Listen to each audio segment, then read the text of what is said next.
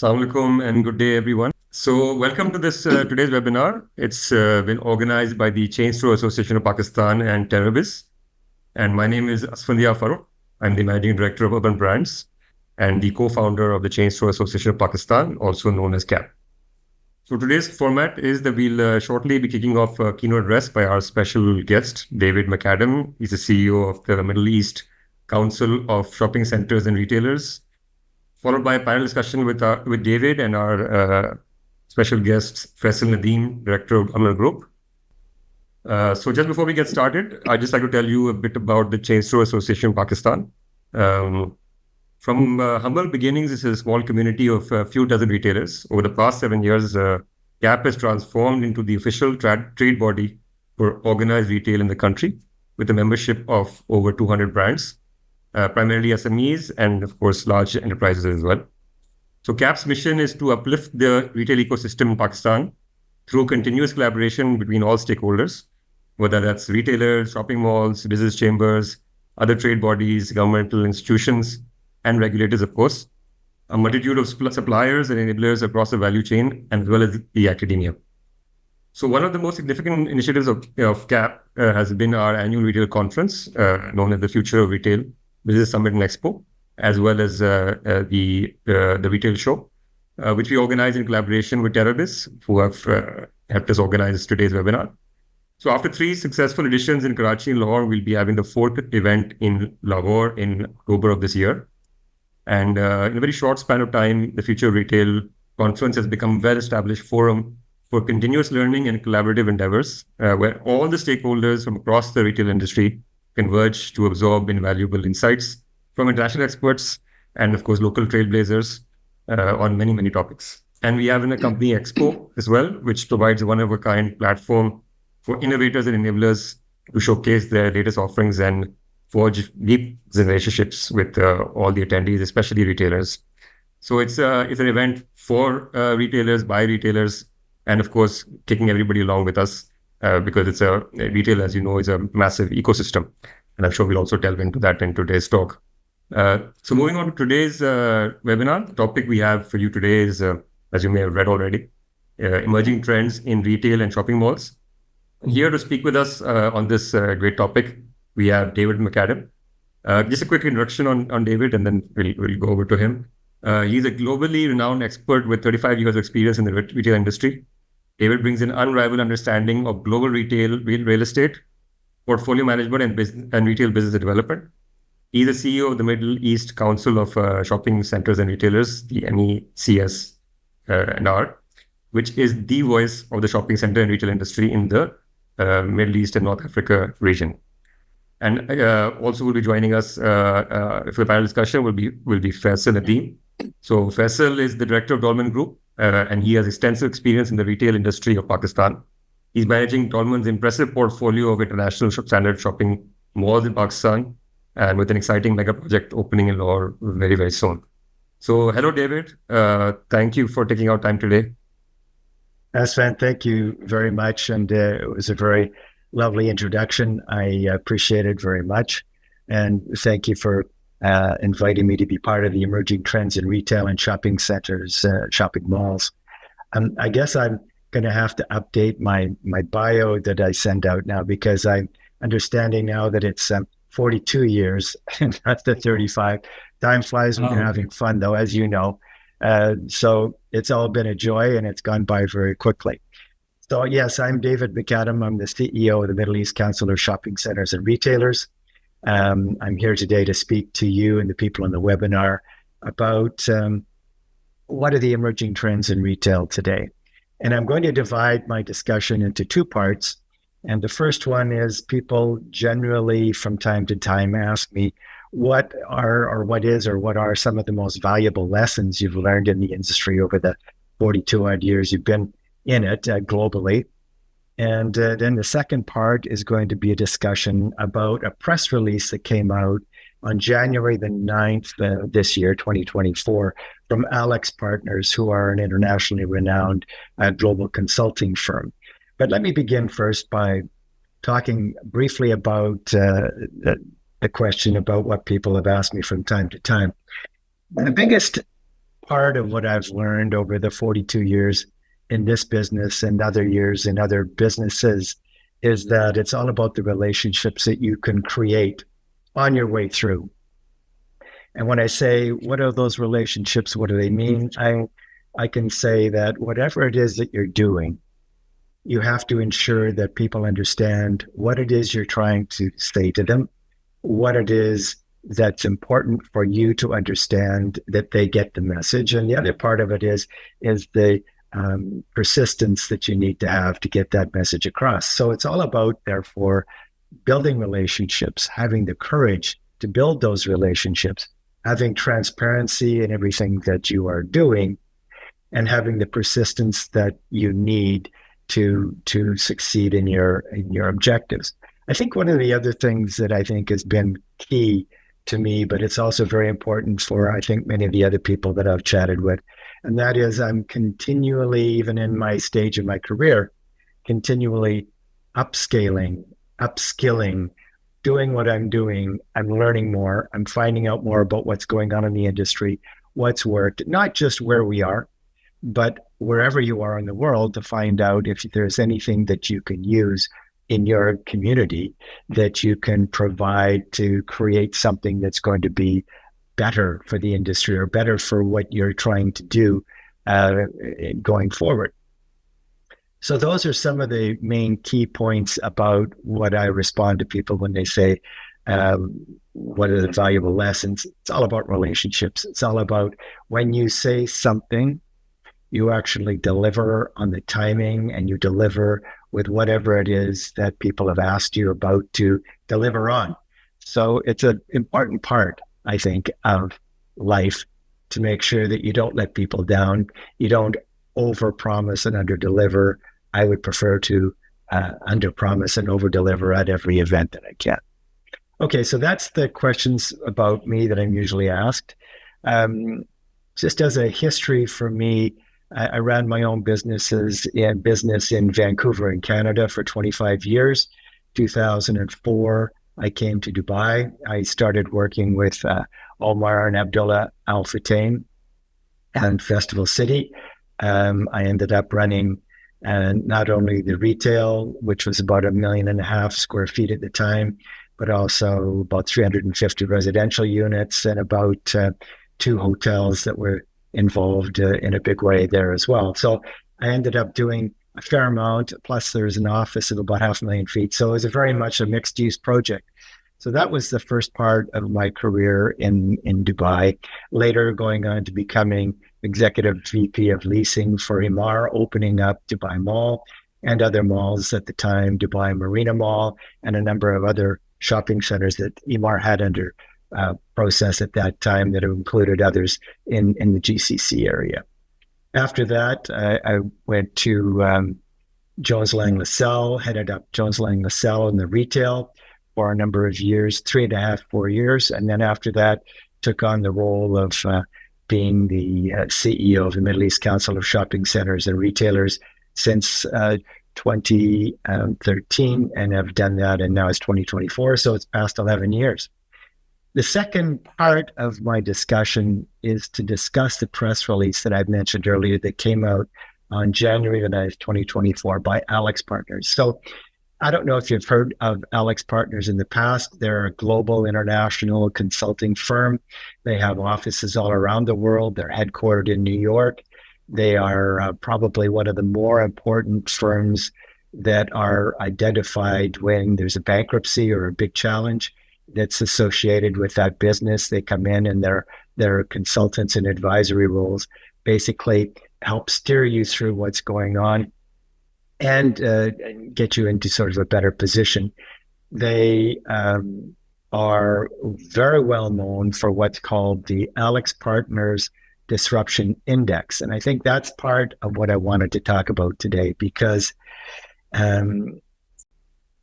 every year, 3,000 CEOs and senior executives from around the world are targeted, canvassed by the AlixPartners, and they put all of this information together and try and share that information with their global audience about what's going on. I find this very interesting, and it's part of, as I say, upskilling and keeping myself current on what's going on in the market. The first thing that they come around and say is that, and this is a pretty startling fact, but it says that 60% of the respondents, so 60% of the 3,000 CEOs that they basically canvassed and had discussions with, 60% of these people are worried about losing their job to disruption in the coming 12 months. So if you think about it, 6 out of 10 CEOs globally are worried about being out of business, out of a job in the next year, given all of the issues going on globally.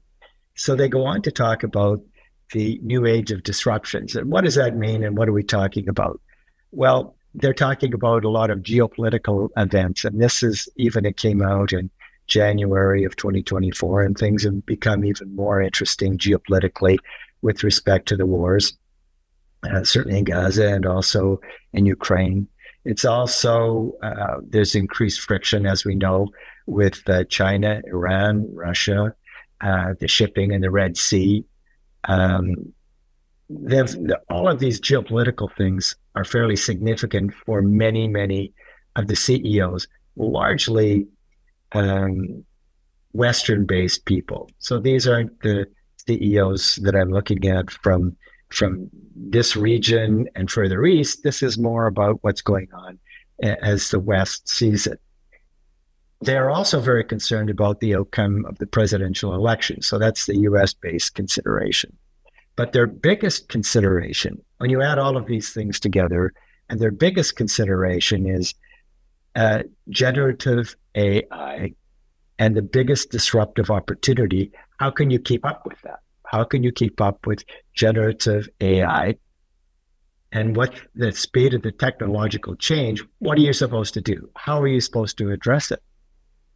So 1 in 3 CEOs have identified AI as the biggest disruptor in 2024.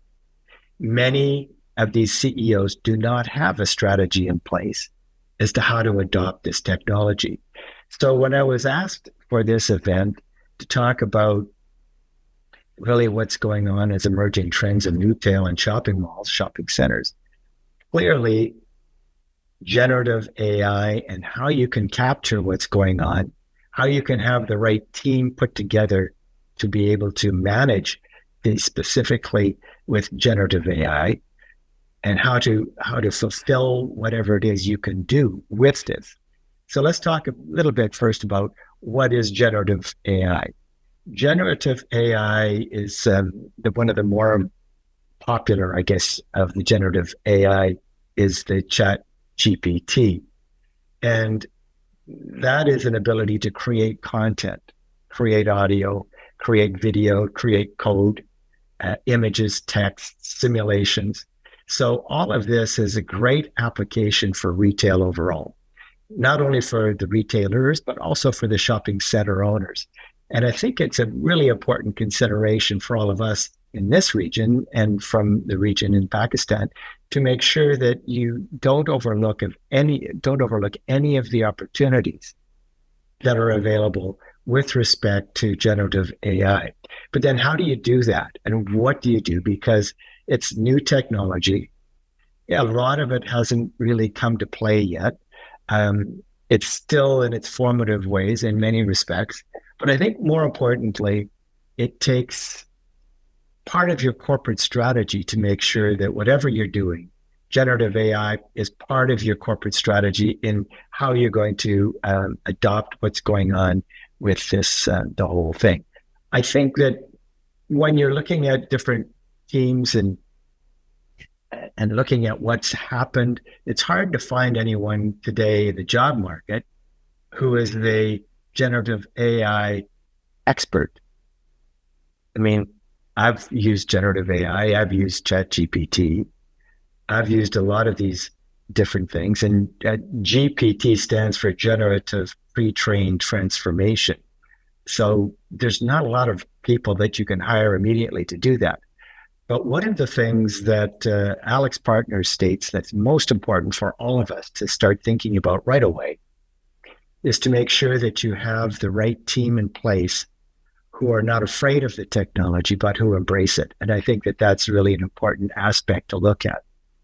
How important is it? Well, Alex Partners and also McKinsey, which is another great consulting firm, have both come up with a number that's estimated to be about a $4.4 trillion addition, $4.4 trillion addition to the global economy annually.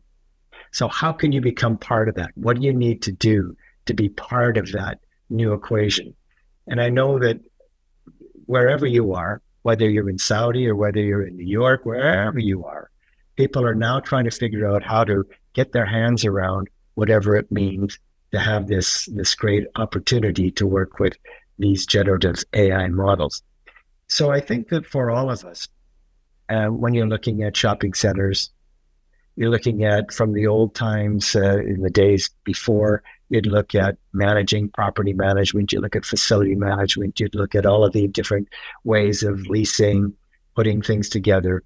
I think all of this now you need to overlay another area that's going to be very important, which is about how to make your business more sophisticated. So you have to be able to upskill while you're moving along quickly with doing your business day to day. But you also have to think about how you are going to manage adopting this technology and going forward with it.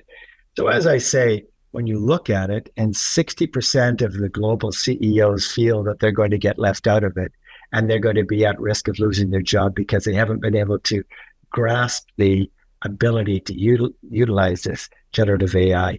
I think that it becomes part and parcel of what our expectations are to use that. Now, I did send along to my colleague in the Middle East Council of Shopping Centers and Retailers a package of information that came most recently from Paris, from the retail summit that just occurred there last week. And what I can do, if anyone is interested, there are probably 6 major things that we all can do and address as business operators to try and encompass and grasp onto what can be done with generative AI. And I know that I will have Carrie send this off to you, to the Terra people, so that you can have a look at that. It's not copyright. What it is, it came out through a press release, so that it's in the open market. But it has some very good information about how you can utilize this business going forward. When I'm looking at what we're talking about now, I think there's a couple of other thoughts that come forward, and that is that people also are concerned about inflation and the dollar inflation that's going on, and how you can control your business given the inflation. And I know that if you look at the different people, even on this call today, I think Faisal with his construction, what's going on, there's, I'm sure, a tremendous amount of inflation in the construction costs. So how do you manage that? What do you have to do to be able to bridge that gap? And how do you deal with interest rates that look like they're going to be remaining pretty high for a while?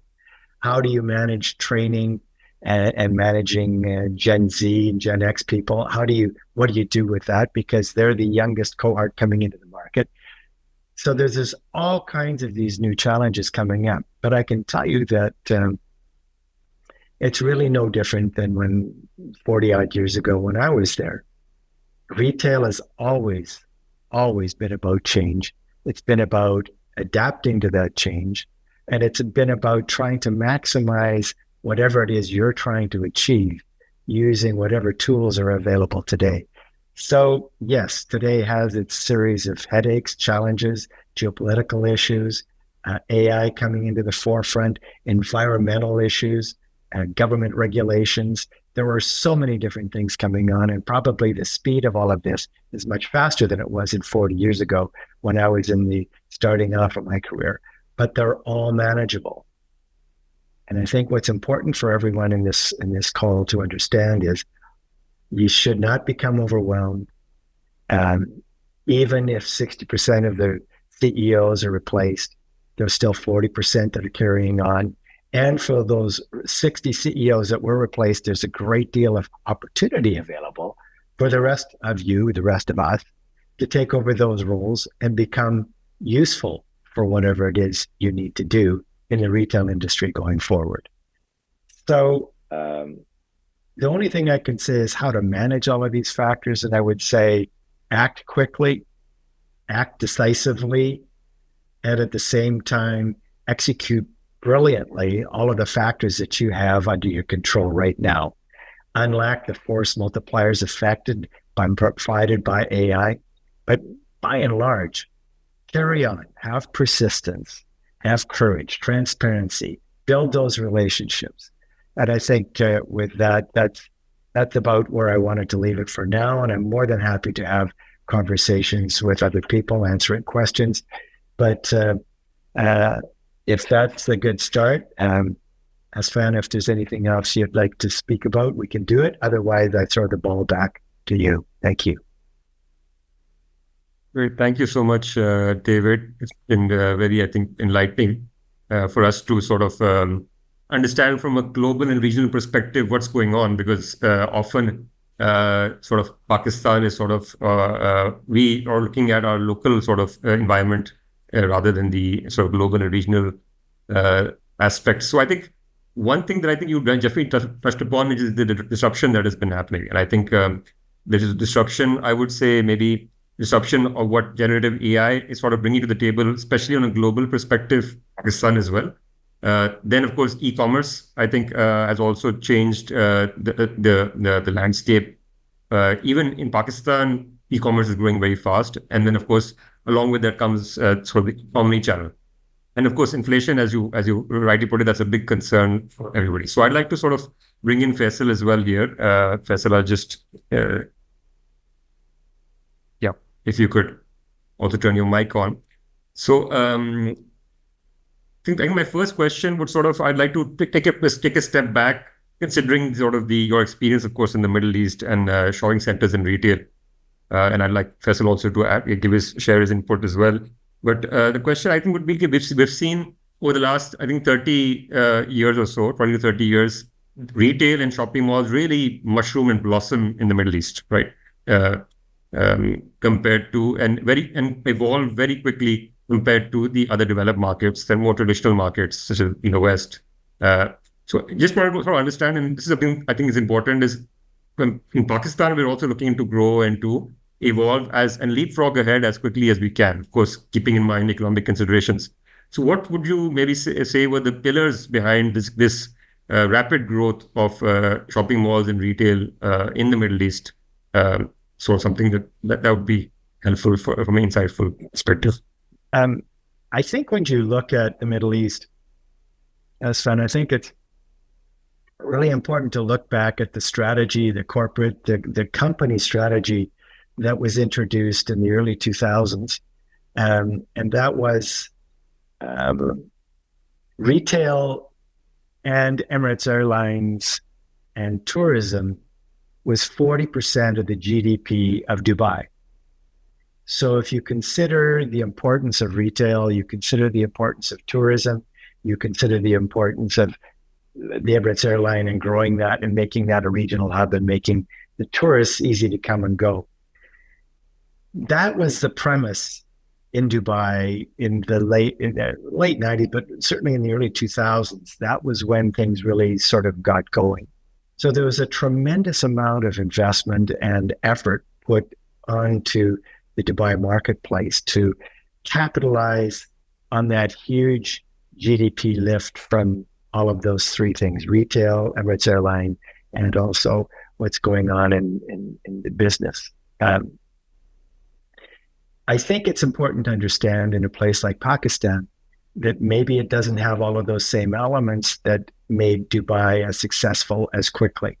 So to put it into context, the retail in Dubai, 40% of the retail sales on an average year. So there are better years and there are worse years, not as good years. But generally speaking, tourism accounts to approximately 40% of the spend. tourism accounts to 40% of the retail spend.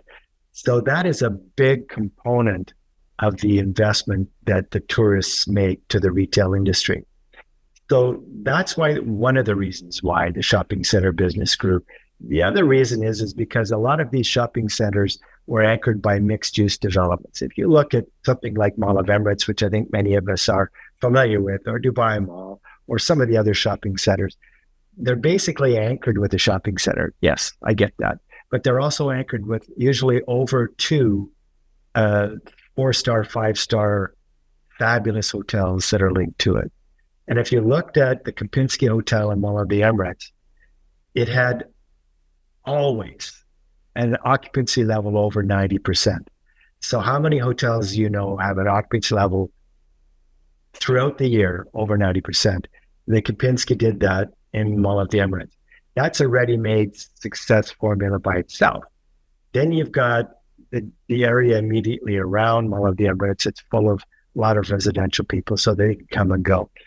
You look at the other part about Mall of Emirates, we're just talking about Mall of Emirates, but it holds true for many of the shopping centers in Dubai. Majid Al Futtaim, when he saw the site or knew that he was going to build Mall of Emirates there, he actually invested $100 million for the flyovers off Sheikh Zayed Road. So how many shopping center developers first have the capital, have the vision, have the idea that, of course, you're going to have a lot of cars in and out. You're going to have the parking work properly. You're going to have easy access off of Sheikh Zayed Road. Same goes for Dubai Mall, of course. Emaar is very much engaged with the Dubai government, making sure that the flyovers around Dubai Mall are equally as successful. But Majid Al Futtaim actually invested that much money only for the flyovers. That's the kind of engagement that I think created this kind of momentum. I think one of the other things that happened with Mall of Emirates that isn't really well understood is that within 3 years, Mall of Emirates was entirely paid for with no debt. So when people heard the fact that in 3 years you paid for an entire shopping center like Mall of the Emirates and got rid of all of the other costs that were associated, like the Ski Dubai, like everything else that's attached to it, 3 years, all that debt was retired, and the rest of it has just been a pretty nice money-making machine. So when people heard about that kind of success, everyone thought, well, it's pretty easy. All I have to do is build a shopping center. And that's where things started to maybe not work as well as they had for Majid Al Futtaim. And he's was a brilliant businessman and a visionary, and not everyone is like that. And many, many shopping centers in Dubai have tried, but haven't succeeded in the same success level that Majid Al Futtaim has succeeded with. Does that answer your question, Asfan? It does, absolutely. It's good to know. I think the background is very interesting. Faisal, do you have sort of anything to add on sort of your looking from a Pakistani retail perspective, or what Middle East has done right, and sort of what we are doing perhaps in Pakistan and what we can sort of leverage? Fair enough, we don't have tourism. I mean, international tourism, that's a big sort of gap. But generally, sort of how do you look at it from a local context, as well as what have the learnings been that can be applied to Pakistan? Okay. I think firstly, it's a little bit unfair to compare Dubai to Pakistan because it's a very, very different market. Dubai is a one of a kind anomaly in the world. There aren't a lot of Dubais around, so it's difficult to try to say we want to, plan the way they've done things. It's a unique way of governance. It's a unique way of planning. It's all being done in a certain way. So I think it's more fair to compare Pakistan to any developing country who have been more successful in retail and how they have evolved over time. So we always look at Dubai for inspiration, but then for examples, we have to look at other countries, such as India, which is a very big, country, but similar sort of culture and environment. And then other countries in the region like Philippines and all those other places. But what we can learn from Dubai is that, what they've done well is put in the focus. So what tends to happen here is that we tend to, there's a movie called Everything Everywhere All at Once. So when we read something new, when we see something new, when we see someone doing something new, for some reason we stop what we're doing and try to do what the other person is doing, thinking that, this looks very nice. How hard can it be? Let's try and do the same thing, or let's try to do something else. I'm doing this retail business, but this real estate part looks good, or this real estate business and retail part looks good, or is generally, trying to, without putting in the effort or thought process, just moving our focus. So I think the good thing in Dubai is that they have that focus, whether it's from the business, whether it is from the government, it is to, they knew what they wanted to do, and they stuck to it during the good times and the bad times. And I think that's the most important lesson we can take, is that the vision should be there, and we should be ready to navigate through different sort of challenges that go through, rather than trying to lose focus and trying to do something else altogether. I would actually second that. I think a very valid point, that I think that the key point here is continuity and consistency, right? We have to have a vision, and we have to, through the ups and downs, just make sure that we're sticking to that vision and executing and maneuvering and navigating. But consistency, I think, is really needed, of course, on a larger economic level, but within the retail sector as well, how we can be consistent and try to achieve certain goals. Maybe, eventually, I think we can target those milestones. So, David, sort of switching to you on the similar topic. I mean, you got a global and regional perspective. So how do you see the Pakistani market and the sort of retail sector? I'm sure you've maybe sort of have some thoughts on it. Sure. So Yes. especially in terms of sort of what you think is the potential, and also what needs to be done, other than this, of course, underlying principle that we need to be consistent and have a good vision and keep at it. Well, I've been fortunate in Middle East Council of Shopping Centers and Retailers that we have a number of great supporters in Pakistan from many of the shopping centers that are there. And Faisal, of course, with his work, what he's been doing as well, he understands what it is we can do. So our members, in fact, we even have one of our board members, Saad, is with us from Lucky One Malls. He's the board member for the Middle East Council of Shopping Centers and Retailers.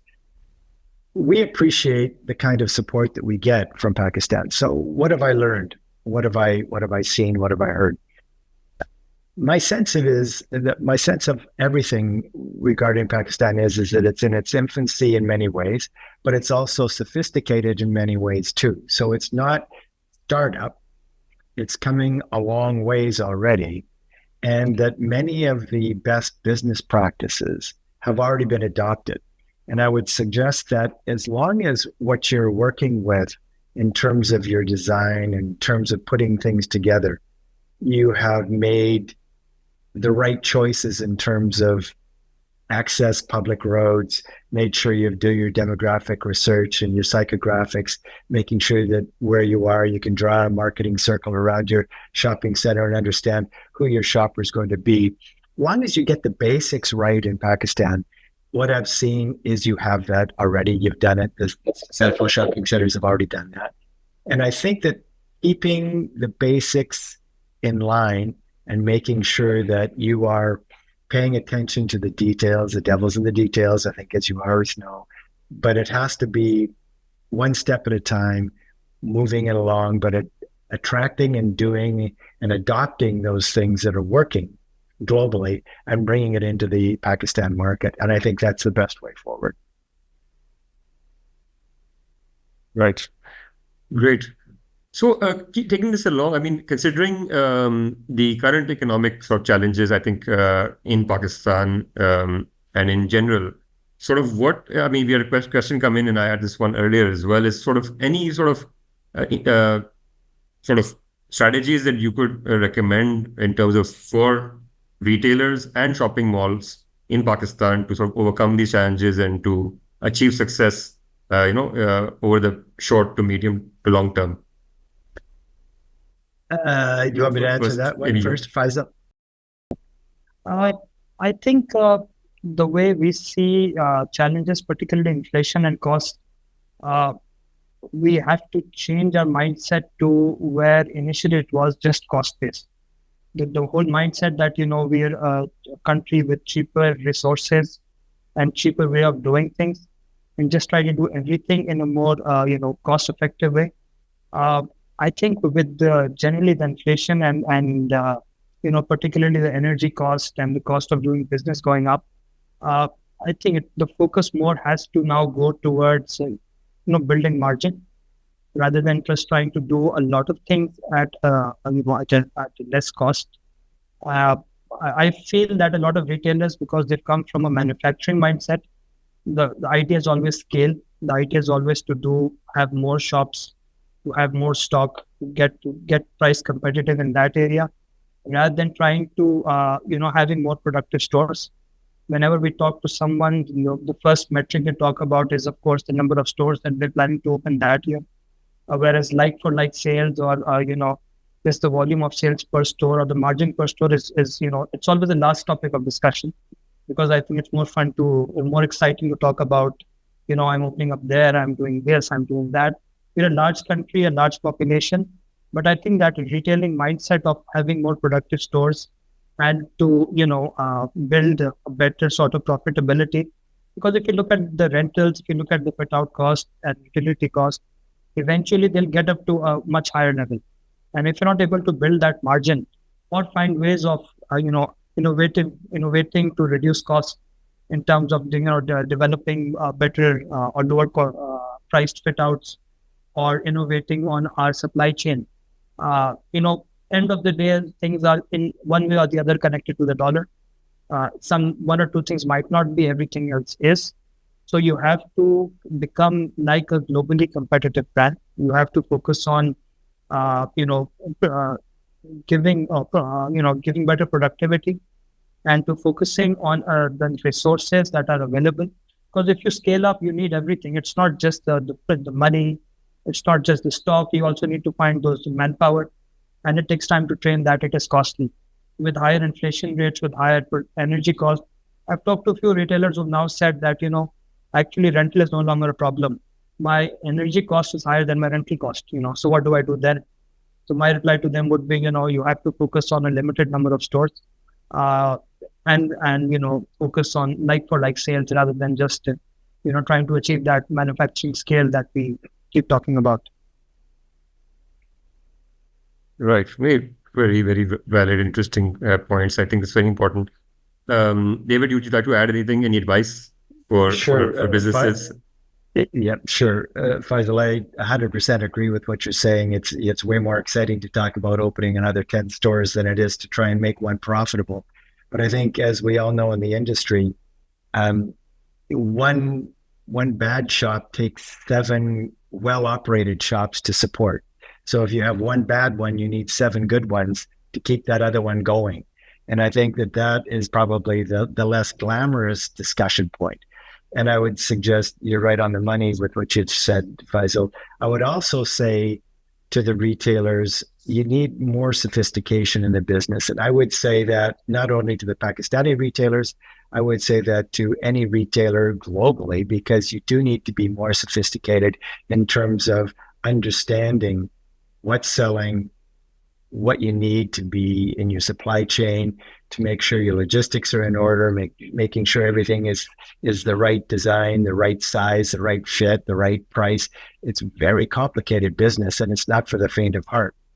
The only other thing I would suggest is, besides saying it's try to be more sophisticated in how you're looking at it, I would say this is it's very expensive business. And my experience over 42 years has been that most retailers are pure optimists, and I would suggest that certainly in the business for a long time, I have seen a lot of that for myself as well. But there's a reality to it as well. And I would say that if you're undercapitalized and you're trying to do this business, I'd say it's very, very challenging. And I'd say almost good luck, because you need deep pockets to be able to succeed in the retail business.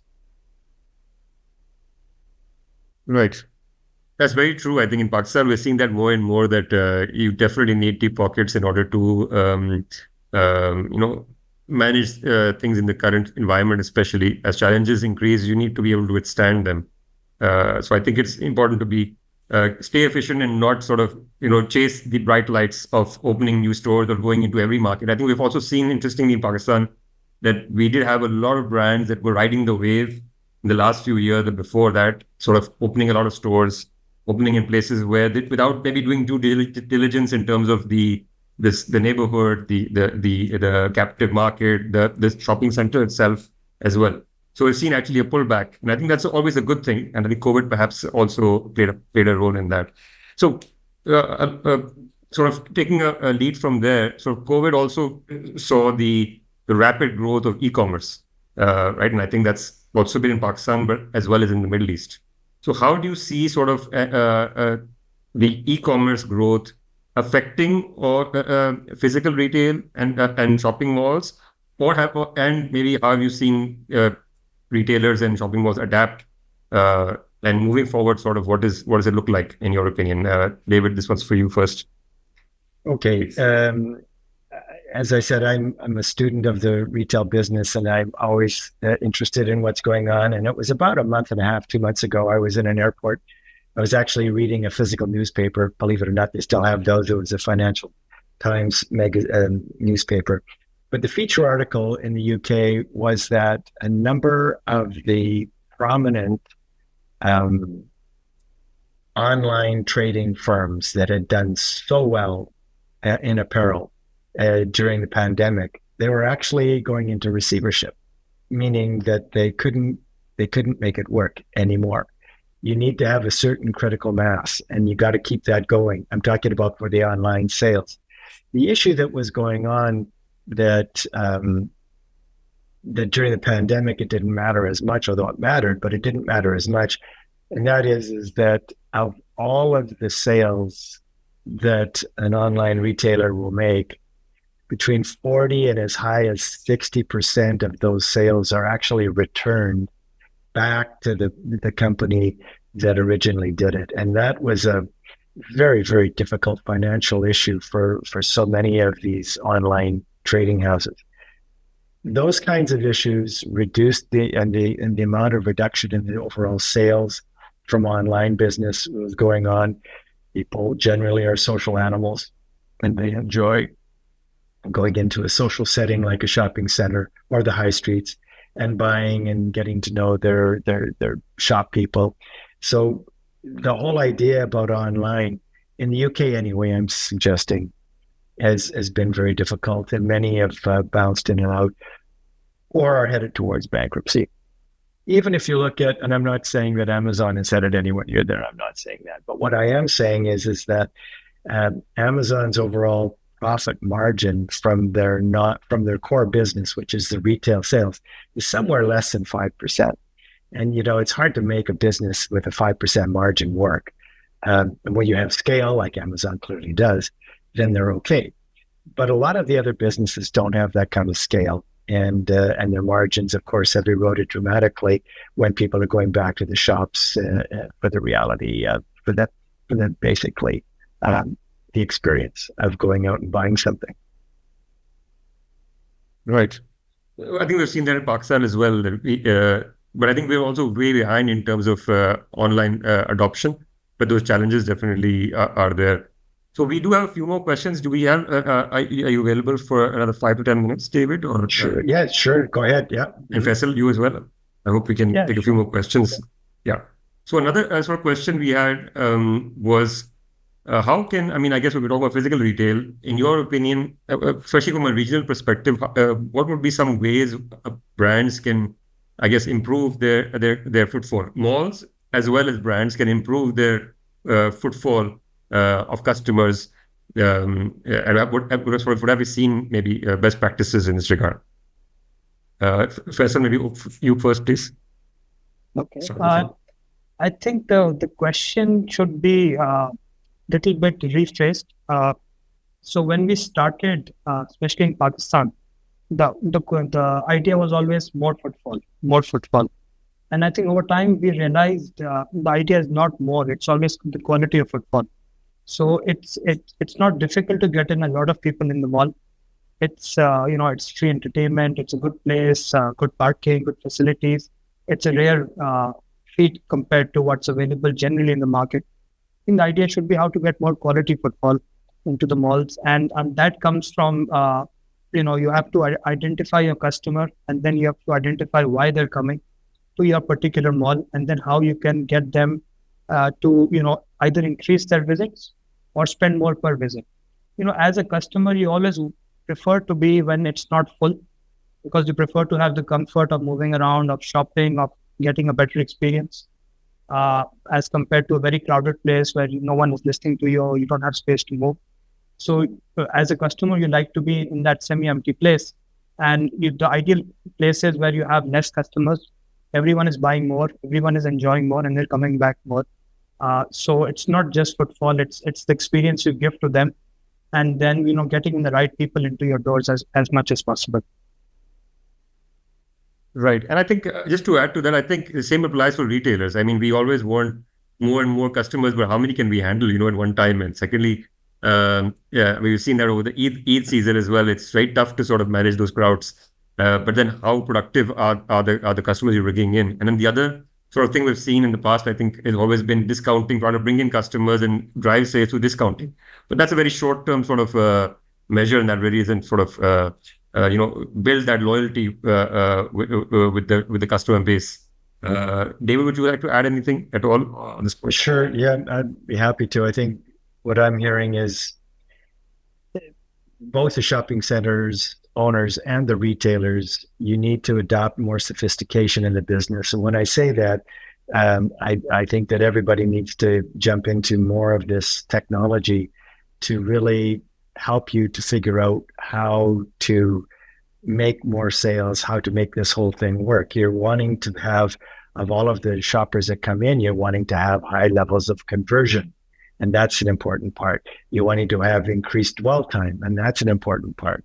You're wanting to do a lot of different things that are sort of non-apparel related. So you need to have more F&B. So the rule of thumb is every 70 meters in a shopping environment, retail environment, you need to have some kind of an F&B operation where people can actually sit down. For if it's men, they can sit and watch the traffic, or if it's women, they can sit and have a cup of tea or coffee, whatever it is they want as well. But all of these things, you need more sophistication, and a lot of it is IT driven, and I think a lot of it will become AI driven in the coming year. Totally. Just going to our last question. I know we still have many, but I think we won't be able to take all of them. So just sort of a last one is a sort of theme I'd like to touch is sort of human capital and people. I think retail is a very people business, right? And I think what we've seen in Pakistan and in general, I think is the sort of the development and the training of the right people for the right jobs, especially whether it's the front customer facing side or the back office functions. So I wanted to sort of get your opinion on sort of how can retailers and shopping malls sort of try to boost that availability of good people, and what is the role of sort of trainings and educational institutes, and something maybe from a Middle East sort of perspective that you find that has been helpful in ensuring that the right people, you have the right sort of pool and pipeline of people to manage retail and shopping centers. David, love to hear your thoughts. Even before we had this call today, Faisal and I were talking about 2014, I believe, when he was taking the GVS education program that we were offering in Dubai. And I think that, as he was saying, it's not only just the information you're learning and the current best practice, but it's also the relationships you're building in that classroom with people who are of a similar nature to you and what you're doing, and the problems, challenges you're facing are pretty much similar to whatever it is that you have, they have, and you can share, and you get that information, and it's part of it. Is it important? I think it's vital. And I've spent my life trying to educate different people in the retail industry, whether it's a shopping center, whether it's the retailer side. I've done my fair share of mentoring work, which I love, and enjoy basically training people to be able to be better at what they do, but also to enjoy it, which gets me back to the other thing that if you don't love it, you can't do it. So if you want to get into anything, whatever it is, make sure that you love it, first of all, so that you can really embrace it and get the most out of it. Definitely. I think it sometimes, it is in Pakistan, we feel sometimes, only crazy people run retail businesses or are in retail because it's so fast moving and complicated and complicated. Absolutely. Yeah. But when it goes well, I think there's nothing like it. Faisal, your thoughts on this theme? So I think the first part David has covered is that you need those training program facilities and trying to bring people together. I believe they've started a little bit of a small concept as a retail business school. CAP has been a good endorser of it. I mean, to endorse more of that. I also think because there is less, top level knowledge available, a lot of the personal involvement by the retailers themselves into their staff is very important. It's very easy to say, okay, we'll hire someone, he'll train them. And then if they do it well, that's good. If they don't do it well, we'll find someone else. But I think it's very important for the staff or the ground people, at every level, to actually hear the thoughts of the owner, to hear the thoughts of the CEO, and try to understand what they're trying to do, so that they can learn and adapt and eventually grow into those roles. And we see because of scaling up or because of other issues, we're not able to give people the time, but we expect them to get the same results. So for this industry, I think the crazy people need to pass on their craziness down the lines. They need to pass on the love down the line, so they love the business as much as you love the business. That's a great note. That's a great note to conclude on. So we'll have to stop here. I mean, I think it's been very insightful and incredible. And we have people who are very engaged and wanting to ask questions. And we have, but I think we'll take those for another time. But I'm sure they can also contact you guys on LinkedIn. I think Absolutely. It's good if they can attend when you do this show, they can have more comprehension on all the questions. So it's a good way to plug that in. Absolutely. Yes, thank you. That's a good one. Future Retail Conference we'll be having in October. David, we'd love to have you. I'd like to extend an invitation to you. If your schedule allows, please do visit us in Lahore. I'm based in Karachi, but we'll be having it in Lahore. Faisal also, I'm sure, is shuttling between Karachi and Lahore. But I think thank you everybody for joining. It's been, I think, a wonderful conversation. And thanks again to our special guests, David Macadam and Faisal Nadeem. Have a great rest of your day. And Hafiz. Thank you very much, Asfan and Faisal. Thank you. It's a pleasure. And we'll be in touch in the next little while, I'm sure. Okay. Thank you. Thank you, David. Thank you, Asfan. Thank you, everyone. Okay. Thank you. Thanks a lot. Take care. Bye-bye. Take care, everybody. Bye-bye.